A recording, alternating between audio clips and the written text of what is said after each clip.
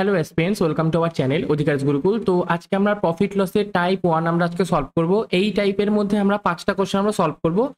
দেখো, প্রফিট লসে আমাদের বেসিক্যালি একই টাইপের আমরা 5টা কোশ্চেন করব না, মোটামুটি একটা কনসেপ্টের উপর বেস করে আমরা আজকে 5টা কোশ্চেন সলভ করব। ওকে, তো চলো দেখো, আমরা ফার্স্টে প্রফিট লসের কয়েকটা জিনিসের নাম জেনে নিই। যেমন ধরো সিপি কে আমরা কস্ট প্রাইস বা ক্রয় মূল্য বলি। তারপরে এসপি আছে, এসপি কে আমরা সেলিং প্রাইস বা বিক্রয় মূল্য বলি। তারপরে এমপি মানে মার্কেট প্রাইস বা চিহ্নিত মূল্য আমরা বলি। পি, শুধু যদি পি থাকে তার মানে আমরা প্রফিট মানে শুধু লাভ বুঝি, যেটা আমাদের টাকায় বা পয়সায় আমরা ডিনোট করি। ওকে, এল, শুধু এল মানে আমরা লস মানে ক্ষতি বুঝি। মানে ধরো 100 টাকার জিনিস কিনে আমি 90 টাকায় বিক্রি করলাম, 10 টাকার ক্ষতি, সেই টাকার পরিমাণটাকে আমরা ক্ষতি দিয়ে ডিনোট করি। ডি মানে আমরা ডিসকাউন্ট বা ছাড় বুঝি।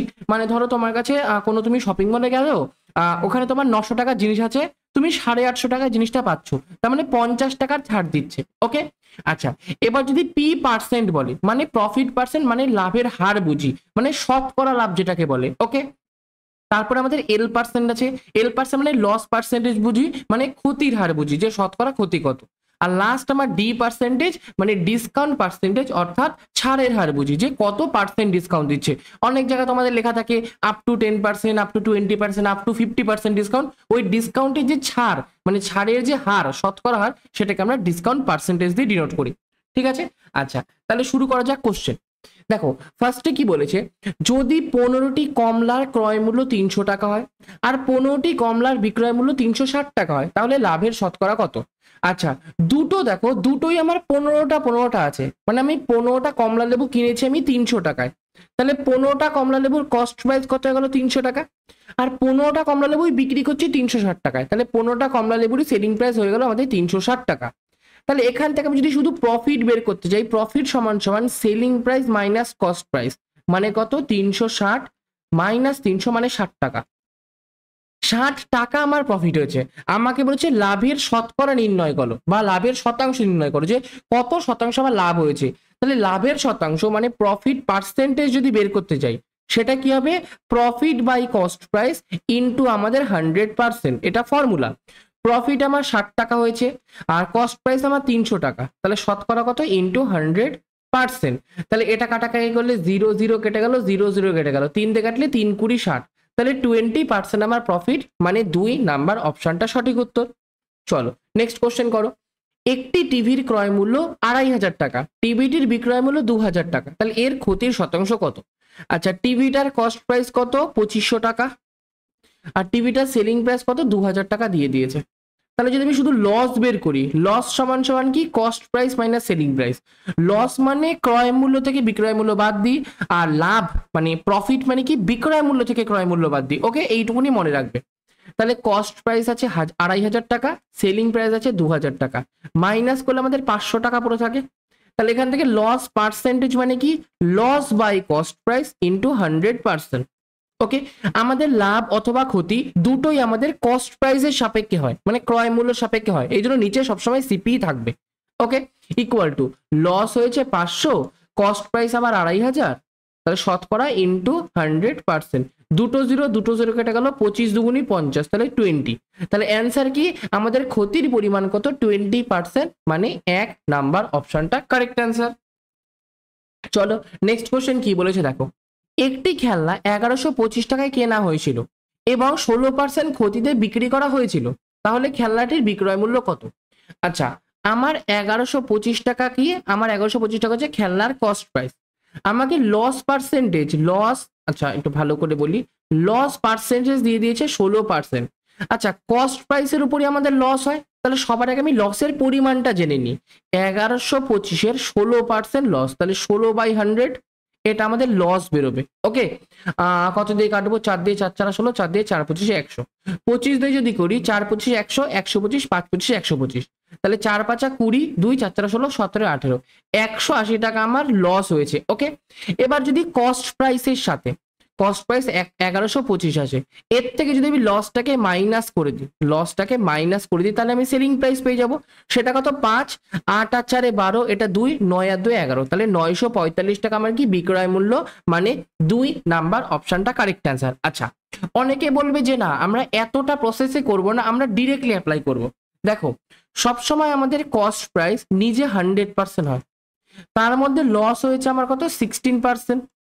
তাহলে এখান থেকে আমাদের সেলিং প্রাইস কত হবে, কস্ট প্রাইসে 100 মাইনাস 16%। যদি কস্ট প্রাইস 100% হয়, লস আমার 16% হয়, তাহলে সেলিং প্রাইস কি হবে, কস্ট প্রাইসের 100 মাইনাস 60%। কস্ট প্রাইস 1125 আছে, ইন্টু 100 থেকে 16 বাদ দিলে কত 80, 84%। তাহলে 84/100। সেম 4 দিয়ে কাটি, 4 দুগুণে আর 4 একে 4, 4 দিয়ে কাটি 25, 25 দিয়ে কাটলে 45। এবার 45কে আমরা 21 দিয়ে গুণ করব। ওকে, তাহলে 45কে আমরা 21টাকে 20 প্লাস 1 লিখি। 45 দুগুণে 90, 900 প্লাস 45 একে 45। তাহলে অ্যান্সার কত 945 আমার সেলিং প্রাইস। মানে কোনটা, এই যে 2 নাম্বার অপশনটা সঠিক উত্তর। ঠিক আছে, যেটা তোমাদের সুইটেবল লাগবে সেটা তোমরা করবা। ওকে, চলো নেক্সট কোশ্চেন। নেক্সট কোশ্চেন কি বলেছে, একজন ব্যক্তি 1975 টাকায় একটি জিনিস কিনেছিল, 12% লাভে জিনিসটি বিক্রি করলে জিনিসটির বিক্রয় মূল্য কত হবে। একবার আমরা বিক্রি মানে বের করি। কস্ট প্রাইস আমার আছে 1975, প্রফিট পার্সেন্ট বলে দিয়েছে আমার 12%। তাহলে এখান থেকে সেলিং প্রাইস কত বেরোবে, মনে রাখবে কস্ট প্রাইস ইন্টু ওটায় লস ছিল বলে মাইনাস করেছি, এখানে প্রফিট বলে প্লাস করব 12%। ওকে, এবার কি কস্ট প্রাইসের জায়গায় 1975 বসালাম, ইন্টু 112, 112/100, কাটাকাটি করি 4 দিয়ে, 4 দুগুণি 8, 32, 4টা 32, এটা করলে 4 25 100, 25 দিয়ে 5 কাটি, 5 দিয়ে করলে 3 5 15 47, 5 নং 45, 25, 5 5 25, আবার 5 দিয়ে কাটি, 5 7 35, 35 36 7 48, 45, 5 নং 45। তাহলে 79 ইন্টু 79 ইন্টু 28। তাহলে এখান থেকে আমি 79 ইন্টু 30 মাইনাস 2 করবো। ওকে, তাহলে 3 নং 27, 2, 3 3 7 21 22 23, এটা থেকে 9 দুগুণি 18, 1 7 দুগুণি 14, 1 15, এটা মাইনাস করব। তাহলে এটা 2 হয়ে গেল, 2 হওয়ার পর এটা 6, 1 হয়ে গেল, 2 হয়ে গেল, 2 হয়ে গেল, 2212 টাকা। 2212 মানে 1 নাম্বার অপশনটা আমাদের কারেক্ট অ্যান্সার। চলো নেক্সট কোশ্চেন করি। 925 টাকায় কেনা একটি খেলনা 16% ক্ষতিতে বিক্রি হয়েছে, তাহলে খেলনাটির বিক্রয় মূল্য কত। সেম 925 টাকা আমার কস্ট প্রাইস, তার সেলিং প্রাইস তাহলে কত হবে 100 মাইনাস 16, কারণ 16% আমার ক্ষতি হয়েছে। তাহলে এখান থেকে করলে 925 ইন্টু 100 মাইনাস 16 মানে 84 বাই আমার 100। তাহলে 4 দিয়ে কাটলে 4 দুগুণে আর 4 একে 4, 4 দিয়ে কাটলে 4 25, 25 দিয়ে কাটলে 5, এই 5 দিয়ে কাটলে 25 কে 5, 5 দিয়ে কাটলে 5 একে 5, 6 7 8 9 42, 42 মানে 5 8 40, 25, 5 5 25, আবার 5 দিয়ে এটাকে কাটবো, 3 5 15, 16 17 18 35, 5 7 35। তাহলে অ্যান্সার কি 37 ইন্টু 21।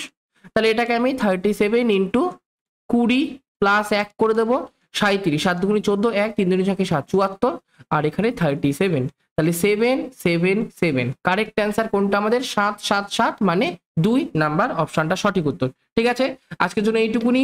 যদি আমাদের কেউ ফাউন্ডেশন ব্যাচকে পারচেস করতে চাও, তাহলে এই যে আমাদের এখন রানিং যোদ্ধা ফাউন্ডেশন ব্যাচ চলছে, যার আমরা অলরেডি ক্লাস শুরু হয়ে গেছে, নাম্বার সিস্টেম আমাদের ফাউন্ডেশন ক্লাসে আমরা শিখে নিয়েছি, এরপরে আমরা অ্যাভারেজ শুরু করব। ঠিক আছে, যদি কেউ ব্যাচটা কিনতে চাও, এই যে নিচে আমাদের কন্ট্যাক্ট নাম্বার আছে, এই নাম্বারে কন্ট্যাক্ট করতে পারো। পুরো জিরো থেকে হিরো বা একদম বেসিক মানে নাম্বার সিস্টেম থেকে শুরু করে অ্যাডভান্সে ট্রিগোনোমেট্রি, মেনসুরেশন সবকিছু আমরা এই ব্যাচে শিখবো। তো সেই হিসাবে এই 149 একদম একটা মিনিমাম প্রাইস তোমরা কনসিডার করতে পারো, যেটা সবাই এটাকে অ্যাফোর্ড করতে পারো। তো যাদের মনে হচ্ছে না একদম ম্যাথ বেসিক থেকে আমরা শিখবো, ভালো করে শিখবো, যাতে পরীক্ষায় কোনো অঙ্ক আমাদের না আটকায়, তাহলে অবশ্যই তোমাদের জন্য যোদ্ধা ফাউন্ডেশন ব্যাচটা খুব জরুরি আর কি। ঠিক আছে, তো আজকের জন্য এইটুকুনি। ক্লাসটা ভালো লাগলে প্রত্যেকে একবার ক্লাসটাকে লাইক করে দেবে। চ্যানেলে যদি কেউ প্রথমবার হয়ে থাকো, অবশ্যই চ্যানেলটাকে সাবস্ক্রাইব করে দিয়ে নোটিফিকেশনটাকে অলে ক্লিক করে দিও। ঠিক আছে, thank you, keep learning, keep supporting.